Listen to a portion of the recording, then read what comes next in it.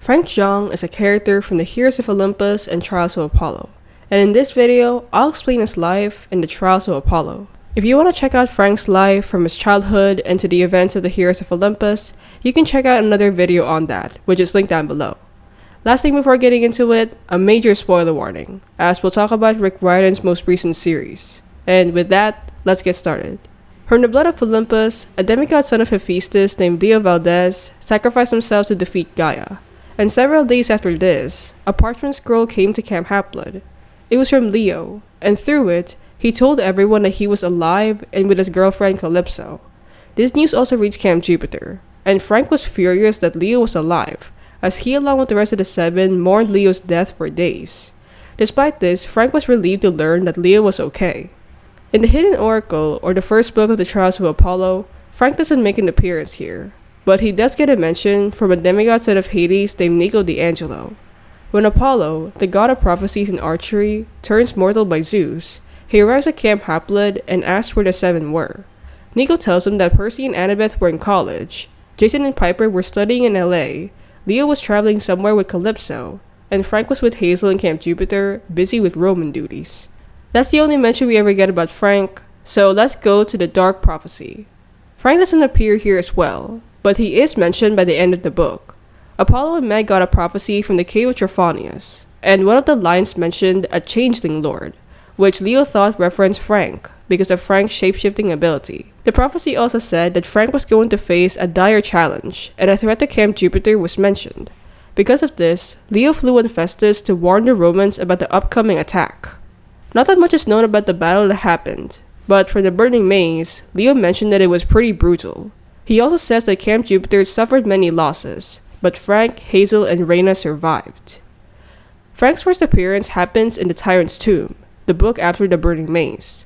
We meet Frank when Apollo and Meg arrive in Camp Jupiter with Jason's body, and Frank mourned Jason's death with Reyna and Hazel. A couple of days later, Frank flies into Apollo's room as a raven, and he tells Apollo that they needed to talk. Frank tells Apollo about the battle that Leo warned them about, and what was weird about their casualties was that the dead bodies disappeared after the fight, which might mean something bad. A funeral was made for Jason, and suddenly, Lupa, the wolf goddess, comes in and asks to talk to Apollo. The next day, a Senate meeting was held to talk about Lupa's plan of finding Tarquin's tomb, and Frank and Reyna led the discussion. Frank and Reyna agreed that a quest should be made to find Tarquin's tomb, and Frank immediately volunteered for the quest. Reyna talked him out of it though, because Frank had other duties as praetor, and later that day, Frank talks with Apollo. Before this, Hazel had mentioned to Apollo that Frank was acting more reckless, and Frank explains his behavior. Frank tells Apollo that he accepted that his life force depended on a piece of wood, and that he wasn't afraid of dying anymore. This attitude only made Hazel worry about him more, and just then, Hazel, Lavinia, and Meg meet up with them for their quest. Frank and Hazel talk about something that Apollo wasn't able to overhear, and Apollo and the rest left for their quest.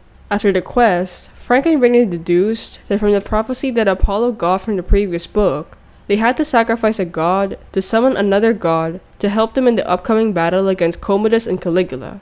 Apollo then mentioned his theory that a silent god was involved in the communication issue around the world, and Frank and Reyna agreed that they had to sacrifice this god for the god summoning ritual. With that, Frank decided that Reyna, Apollo, and Meg were going to do the quest to find the silent god. After this, Frank assembled the Romans to get ready for war drills and preparation for the battle, and the following day, he joins Hazel to get a red Chevy Silverado for Reyna and the rest. Before leaving, Reyna shows off her praetor cloak and demonstrated how powerful it was, and Frank gets surprised and tries his cloak out too. He tries to ask her more information on the powers of the cloak, but Reyna had already left with Apollo and Meg. When Commodus and Caligula attack the camp, Frank fights bravely against the monsters, and suddenly, he learns that zombies were attacking the camp through the sewers. Before Frank could react, Caligula and Commodus themselves barge into the battle, and demands Frank that the Romans should surrender. Frank refuses and instead challenges both of them into single combat. This horrified Apollo, and Apollo volunteered to join Frank against Caligula and Commodus. Frank was stunned at Apollo's choice, but there was no time to argue about it. Frank told Apollo that once Frank gave him the signal, Apollo should run. Caligula attacked Frank, and Commodus ran after Apollo. Frank transforms into a bird and takes out one of Caligula's eyes. In response, Caligula slams Frank into a wall and stabs him fatally, but since Frank was protected by the cloak, Frank didn't die. Frank then fought back and slammed Caligula against a nearby cave. While preparing for the battle earlier, Frank had set up bombs in the cave, and he purposely lured Caligula there. With the idea of killing Caligula in an explosion, Frank told Apollo to run. Apollo ran out of there, as at that moment, Frank knew that he needed fire to turn on the bombs. He also realized that the only source of fire available was his wooden stick that held his lifeline. Frank also learned that Caligula had killed Jason, and Frank decided that he'd die avenging Jason's death. Frank took his wooden stick and said, "If I'm going to burn, it might as well burn bright. This is for Jason." With that, Frank fully burned his firewood, and the fire triggered a bomb and destroyed the cave. It burst into a powerful explosion, and outside, Apollo mourned Frank's death. Apollo meets with Hazel, and when Hazel asked about Frank, Apollo didn't know how to answer her. Hazel reads Apollo's expression and knew that Frank died. Hazel controls her emotions and forces herself to fight Tarquin to avenge Frank's death. Hazel sends her horse Orion to find Frank's body, and she confronted Tarquin with Apollo and Meg. After Tarquin was killed by the goddess of the hunt Diana, Hazel, Apollo, and Meg go outside to find Orion dragging a body. It was Frank, and he was alive. He tries to greet everyone and stand up, but he just ended up falling on his face unconscious. Frank is immediately brought to a medical tent, and when he wakes up, he meets Apollo and Hazel. Hazel cries and hugs him. Frank tells him that Ella had told him that the explosion was the only way to kill Caligula, based on the prophecy that Ella had told him, and Apollo deduced that Frank didn't die, because Frank chose to change his fate and conquer his fears. Frank agrees with this, before passing out again. Once Frank was fully awake, they hosted a mass funeral for all of the fallen Romans, and Reyna stepped down from her position as praetor. Hazel was voted as the new female praetor, and Lavinia Asimov became the centurion of the 5th cohort. Before Meg and Apollo left Camp Jupiter, Frank went over to them and gave them gifts for their journey. Frank gave Apollo a bow and seeds for Meg. And now, let's go to the Tower of Nero, the last book. Apollo gains his godhood back, and he visited Camp Jupiter.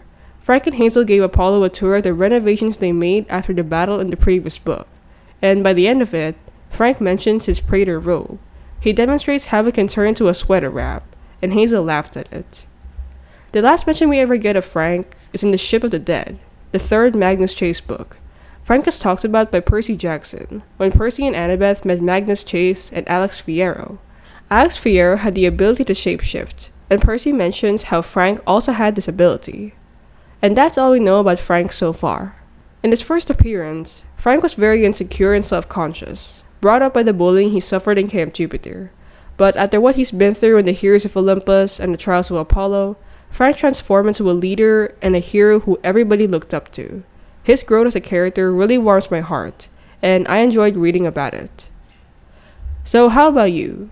What's your opinion on Frank? Let me know in the comments down below.